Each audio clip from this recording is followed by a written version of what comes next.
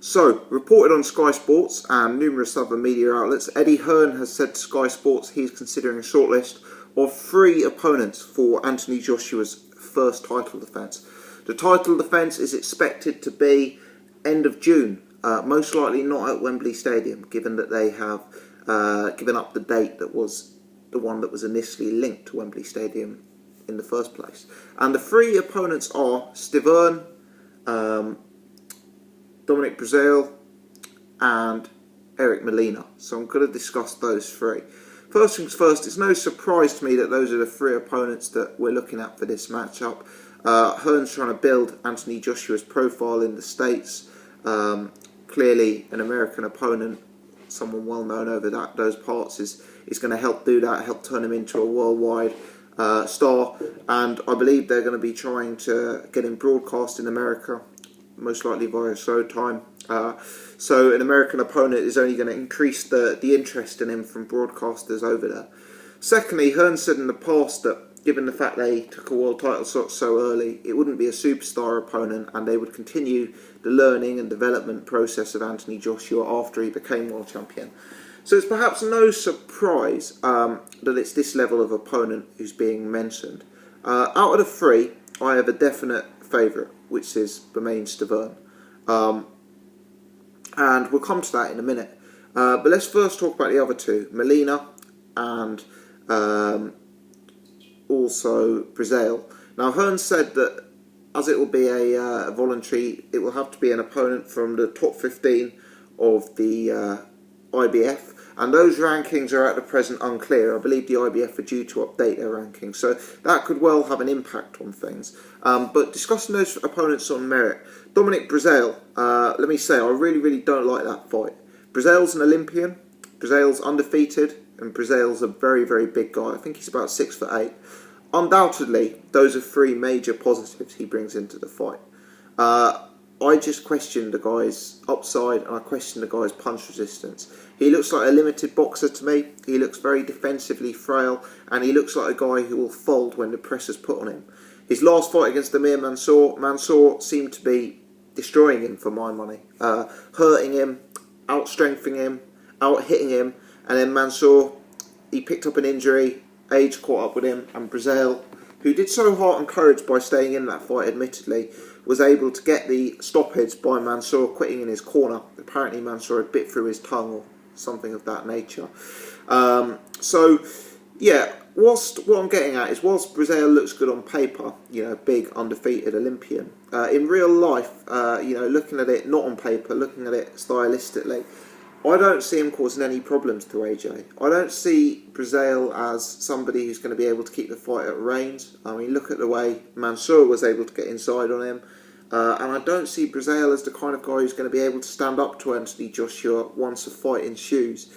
If you're getting bullied around the ring and hurt by a guy like Amir Mansour, who's a good fighter and who hits hard, don't get me wrong, but is some way below the heavyweight top 10, what are you going to do when Anthony Joshua comes to you? So for me, Breazeale is a fight of very limited interest. And I got to say, Anthony Joshua, the way he's improving at the minute, and with his proven punch power, it wouldn't surprise me whatsoever if Breazeale lost less than a round against Joshua.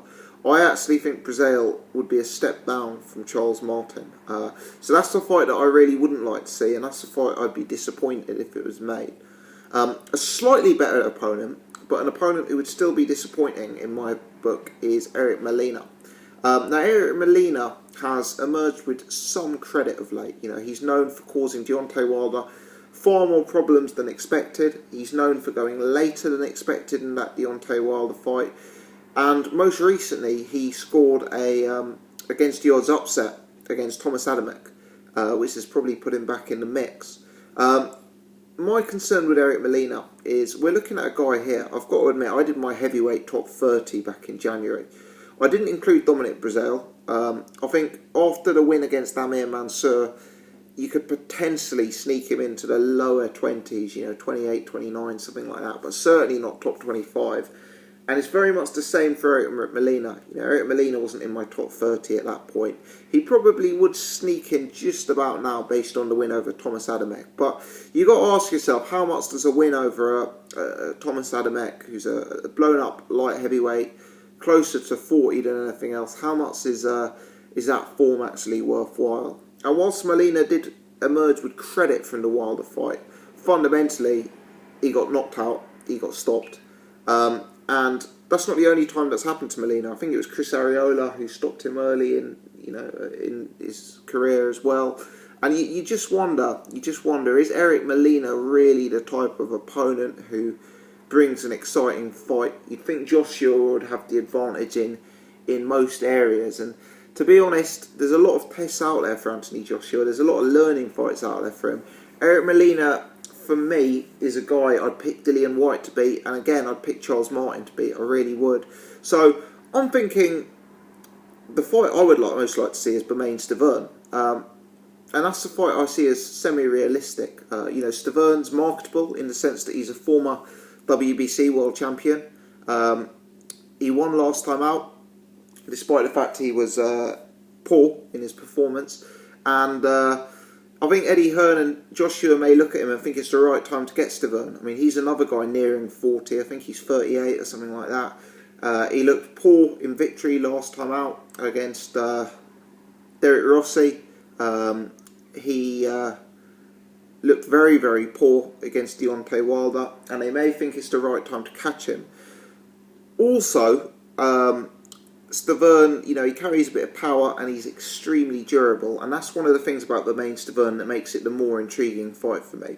And Stiverne, in my rankings, he's lower end of the top 10, somewhere between 8 and 11, let's say, in my rankings, and I think he deserves to be there based on some of his previous form. But the thing that's most intriguing about Stiverne is his durability. Let's not forget here that he is the only man to have gone the distance with Deontay Wilder in Deontay Wilder's entire career, and he took some massive shots in that fight and never went down. And even though he was hurt, he carried on fighting, so massive heart, massive chin, and there's all sorts of excuses about why his performance was so bad in that fight. And fundamentally, he was outboxed and outclassed by Deontay Wilder, which was a surprise to a lot of people, including myself at the time. But Stiverne showed a world-class chin in that fight, and I think that's the key reason why it's the most intriguing fight for me. I think Stiverne is a far better opponent than Breazeale and Molina. I'd pick him to beat both of those guys. I'd also probably pick Stiverne over Charles Martin and Dillian Whyte, having reflected on their performances against Anthony Joshua. And I think Stiverne would be a move in the right direction, and I think he'd be a key test to Anthony Joshua in the one area that Anthony Joshua is yet to really be tested, which is stamina. Joshua's only been beyond 4 rounds once in his fight, which was the Dillian Whyte fight. And even though he did very well in that fight, there were suggestions in that fight that his stamina may not be fully assured over a 12-round distance.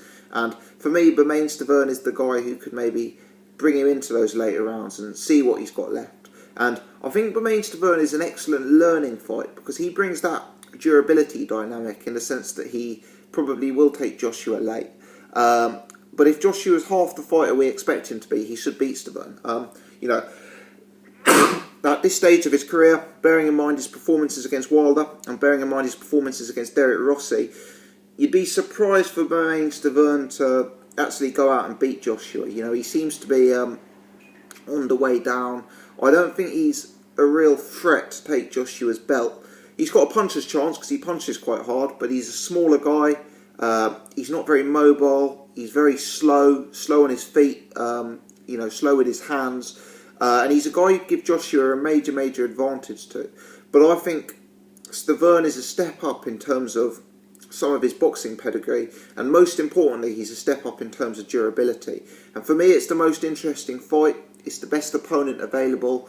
Stiverne seems very willing to take the fight, and I think a test of Joshua's stamina, even if Stiverne didn't fully go the distance, even if Stiverne was to go 9 rounds, 10 rounds, I think that would be those rounds would be absolute key, vital experiences for Anthony Joshua before he steps into the ring with the likes of Tyson Fury, Wilder, David Haye, Deontay Wilder, Povetkin, the real top tier of the heavyweight division. So I like the Breazeale Stiverne fight. I think it's the best opponent available from that list, and I also think it's the opponent who gives Joshua the best learning experience. Let me know your thoughts, guys. Who do you see out of the three? Who would be the most appealing opponent for Anthony Joshua? Who's your money on? Thanks for watching. If you've enjoyed this, do hit the thumbs up button. If you're new to the channel, please do subscribe so you can check out some of my other videos. Thanks for watching again.